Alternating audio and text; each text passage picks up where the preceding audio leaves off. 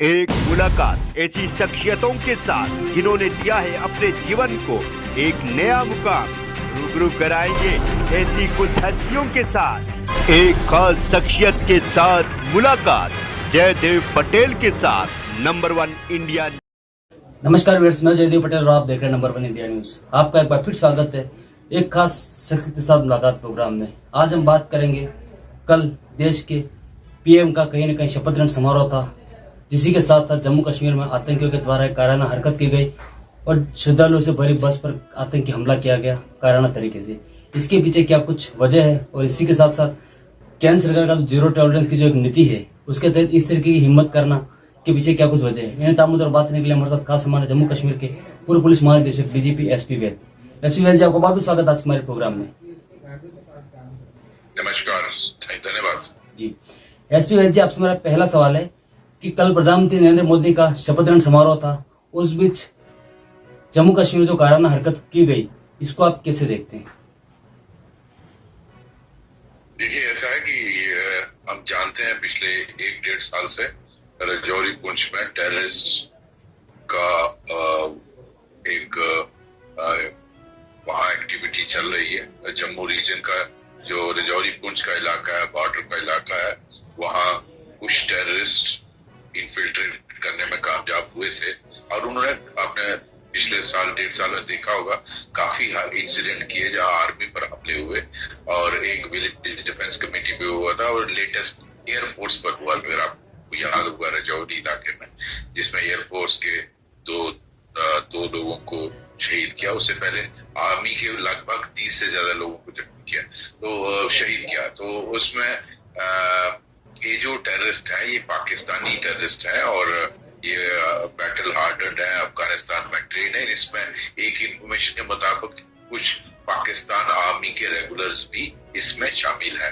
तो इन्होंने राजौरी पुंछ इसलिए चुना है, ये इलाका बिल्कुल बॉर्डर पे है, इन्फिल्ट्रेट करना आसान है, जंगली इलाका है, पहाड़ी इलाका है, छुपने की काफी जगहें हैं। तो ताकि ये जो नैरेटिव है कि हालात बेहतर हो गए जम्मू कश्मीर में, जो हुए हैं कश्मीर इलाके में खासतौर पर बहुत वैली में बहुत इंप्रूवमेंट है सिचुएशन, आप कोई भी पैरामीटर लें, लेकिन जम्मू का जो रीजन है ये पिछले 15 साल से बिल्कुल टेररिज्म फ्री था, लेकिन इसको अब डेलिबरेटली चेंज किया जा रहा है, खासकर राजौरी पुंछ में।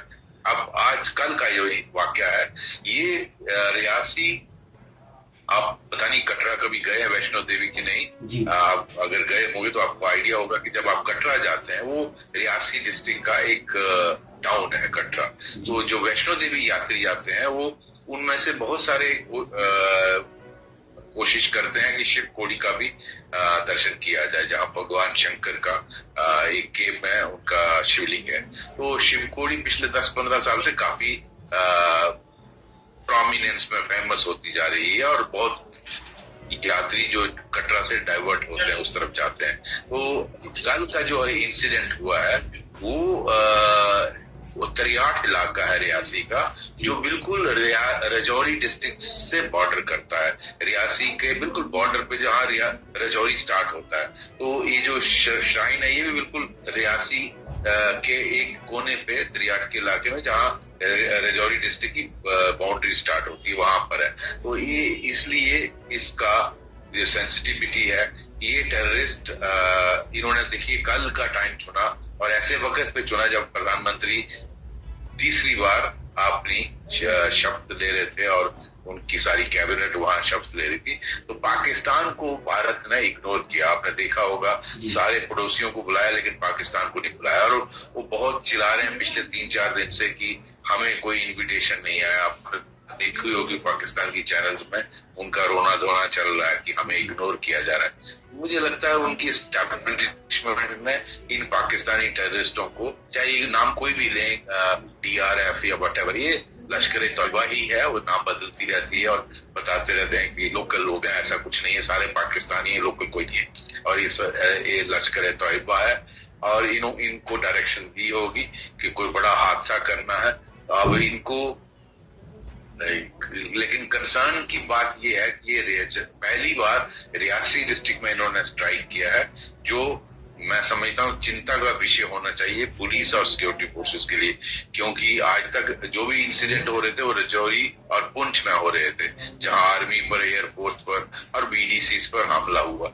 लेकिन ये पहली बार है कि यात्रियों पर इस तरफ रियासी के इलाके में हुआ, और इस बहुत जरूरी है कि सिक्योरिटी फोर्सेस और पुलिस को इनको जल्दी से ट्रैक डाउन करना चाहिए, क्योंकि वहाँ हालांकि एरिया बड़ा डिफिकल्ट है, हिली है, पहाड़ी इलाका है, जंगल घना है, तो लेकिन इनको जल्दी से ट्रैक डाउन करके और इनको न्यूट्रलाइज करना चाहिए कि इससे पहले कि ये फिर कटरा की तरफ आए और कटरा में कोई इंसिडेंट करने में कामयाब हो।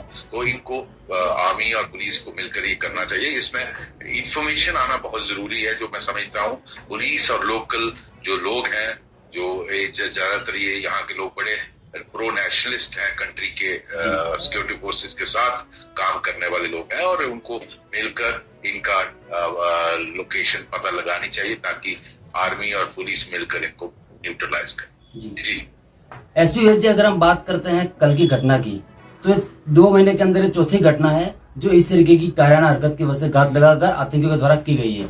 ऐसे में श्रद्धालुओं को जो टारगेट किया गया है, इससे पहले हमने देखा कहीं न कहीं मिलिट्रिस्ट जो ऑफिसर्स हैं या पुलिस ऑफिसर्स हैं उनको टारगेट किया जा रहा था। तो ये जो पैटर्न है इसको आप कैसे देखते हैं?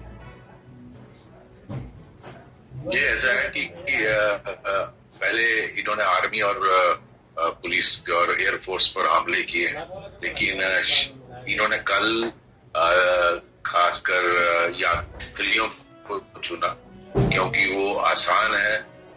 यहाँ आरोपी क्यों नहीं थी वो मैं समझता हूँ एक जो भी रिव्यू करेंगे इसको उनको देखना चाहिए, क्योंकि यहाँ काफी यात्रियों का आना जाना रहता है इस इलाके में, शिवखोड़ी में। तो ये जो भी पुलिस के अधिकारी हैं, आर्मी के हैं और पैरामिलिट्री के, उनको देखना चाहिए कि आरोपी क्यों नहीं थे। अगर आरोपी तो फिर ये किस तरह हादसा हुआ, कहाँ से गलती हुई, ये देखना बहुत जरूरी है। और आइंदा ऐसा ना हो, इंश्योर करना चाहिए कि यात्रियों की मूवमेंट तभी हो जब वहां पूरी प्रोटेक्शन लगी हो, वो ताकि इस तरह की हादसा कोई दोबारा ना हो। तो इसमें ये जो यात्रियों को किया है, ये 2-3 इंटेंशन से किया, ताकि एक तो मोदी गवर्नमेंट की जो स्वेरिंग इन हो रही है उनको एक चैलेंज दिया जाए, और पाकिस्तान तो मोदी जी को यही गिफ्ट कर सकता है और उनके पास तो कुछ पैदा होता नहीं है टेररिस्टों के सिवाय, तो प्रधानमंत्री को बाकी लोग तो शुभकामनाएं देंगे, पाकिस्तान यही देगा। दूसरा, वो हिंदू मुस्लिम फसाद करवाने में वो चाहते हैं कि सारे हिंदुओं को मारा जाए ताकि वहां बैकलैश हो रेस्ट ऑफ इंडिया में, क्योंकि यात्री ये सारे बाहर के हैं, जम्मू कश्मीर के नहीं है, यूपी के शायद उन स्टेटों के हैं। तो उसमें इंटेंशन ये है कि वहां कोई बैकलैश हो मुस्लिम कम्युनिटी के खिलाफ और हिंदू मुस्लिम फसाद हो। ये पाकिस्तान हमेशा करने की कोशिश करता है, लेकिन भारत के लोग इस चाल को पाकिस्तान की अच्छी तरह समझते हैं और कोई ऐसा होने वाला नहीं है। दूसरा, इनका ये भी है कि ये खौफ या डर का माहौल हिंदू कम्युनिटी में डाला जाए, इसीलिए उनको टारगेट किया जाता है, क्योंकि यहाँ बूमिंग इकोनॉमी जम्मू पूरे भारत की नहीं हो रही, जम्मू कश्मीर में भी हो रही है। आपने देखा कश्मीर में 2 करोड़ टूरिस्ट आए, यहाँ पर वैष्णो देवी में 1 करोड़ से ऊपर यात्री आते हैं। तो किस तरह से इस बूमिंग इकोनॉमी को रोका जाए? पाकिस्तानी खुद तो भूख से मर रहे हैं, वो चाहते हैं कि यहाँ क्यों इतनी तरक्की और प्रोग्रेस हो रही है, किसी तरीके से ये किया। तो इन इरादों से ये इन्होंने अटैक यात्रियों पर किया। जी एसपी वैद्य जी, आपने बात करी खौफ और कहीं न कहीं डर का एक माहौल पैदा किया जाए। हम देख रहे हैं घाटी में पिछले कुछ समय से कहीं न कहीं अमन और शांति का जो एक माहौल है, क्या उससे बौखला गया है पाकिस्तान और जिसी की वजह से इस तरह की कायराना हरकत कर रहा है और कहीं न कहीं डर का माहौल एक पैदा करने की कोशिश कर रहा है? जी बिल्कुल, आपने सही कहा। बेसिकली भारत में जो भारत की जो कोशिशें रही हैं जम्मू कश्मीर में और खासकर घाटी में, आपने देखा किस तरह से माहौल एकदम बदलता। जिस लाल चौक में ग्रेनेड फटते थे और फायरिंग इंसिडेंट होते थे, आज वहां लोग आके डेमोक्रेसी को की फ्रीडम की तरह पूरी आजादी के साथ वहां बिना किसी डर के खौफ के लोग, कश्मीरी लोग वहां आके रैली करते हैं, तो ये पाकिस्तान को बर्दाश्त नहीं होगा। आपने जिस तरह से इलेक्शन करवाई, इंसिडेंट फ्री इलेक्शन हुई, आपने देखा कि पाकिस्तान अपने लोगों को तो बैलेट की आजादी देता नहीं है, और भारत में जो कश्मीरी लोग हैं वो भारत की आजादी का और डेमोक्रेसी का पूरा फायदा उठा रहे हैं, तो वो ये पाकिस्तान को अगेन बर्दाश्त नहीं होगा। तो किस तरह से वो इस इलाके को डिस्टर्ब करेंगे। जम्मू रीजन पिछले 15 सालों से बिल्कुल टेररिज्म फ्री था, लेकिन पाकिस्तान कोशिश कर रहा है किसी तरीके से रजौरी पुंछ को डिस्टर्ब किया जाए, ताकि यहाँ दोबारा वो डर का माहौल लाया जाए। सिक्योरिटी फोर्सेस कश्मीर से स्प्रेड हो जम्मू रीजन में, और ये पूरा इलाका जो है यहाँ डर का माहौल पैदा किया जाए, ये उसी पॉलिसी के तहत किया जाए। जी एसपी वैद्य, आपसे मेरा एक आखिरी सवाल है, केंद्र सरकार का जीरो टॉलरेंस की जो एक नीति है, उसको कहीं न कहीं ध्यान में नहीं रखते हुए भी उसके बाद कहीं कि पाकिस्तान और आतंकवादी जो संगठन है उनके पाकिस्तान के सिमिलरली उनके द्वारा इस तरीके की हिम्मत करने के पीछे क्या कुछ वजह है, आप साहब देखते हैं? देखिए, अब वक्त आ गया है कि पाकिस्तान को हिट करना चाहिए।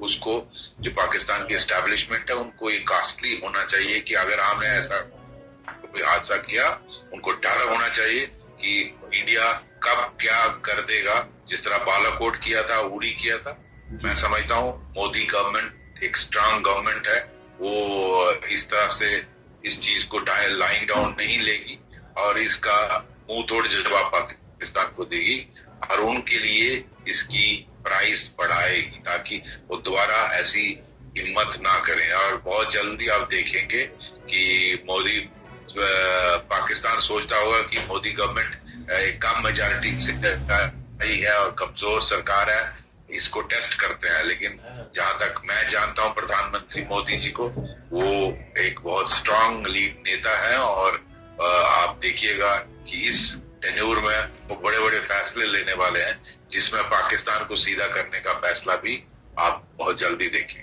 जी एसपी जी, आपने हमारे समय निकाला, उसके लिए आपका बहुत बहुत धन्यवाद। Thank you.